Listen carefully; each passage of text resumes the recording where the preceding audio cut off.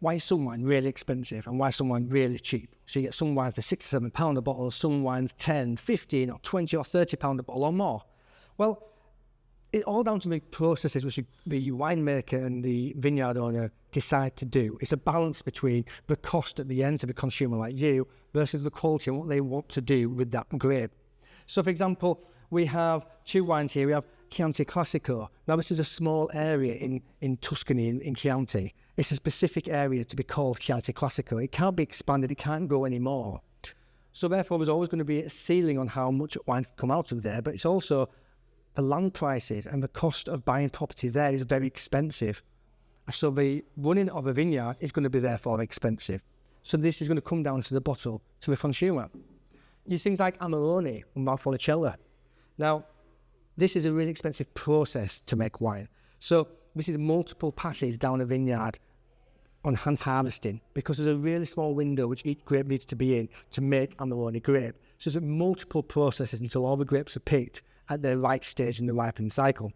Then after they're laid out on mats called appassimento to dry out and shrivel up like raisins. Now this is expensive, it's time consuming. They're left on these racks for months at a time. And then they shrivel up, losing weight to try and become a more intense and rich flavoured grape. But you're also losing yields. You're going to get less grape juice from those grapes than you would if you didn't dry them out. So that's another costly consideration that the winemakers decided to do to make this wine. Then we have hand harvesting and machine harvesting. So hand harvesting, people are going up and down the vineyard with secateurs, picking bunches of grapes that are ripe and ready to go with no rotten ones. Now this is time consuming. All these people have to be paid. It takes a long time. You have machine harvesting, where a machine goes down and shakes the branch of the stem of a vine, and the grapes fall down on nets and catch.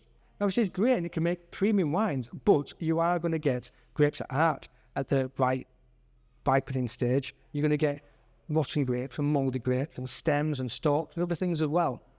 So this also has to be taken into account when making a wine. Now, there's hundreds more decisions that a winemaker and a vineyard owner has to make, which will affect the price of a bottle versus the quality. But these are just some of them. So next time you have a look at wine, don't turn your back on the expensive ones. Don't think you're being conned. Maybe try spend a few more pounds than you normally would in a bottle. And one night, just try it and try and consider some of these processes that have been decided by the winemaker to make sure you, the consumer, enjoys his or her wine. See what you think. Enjoy.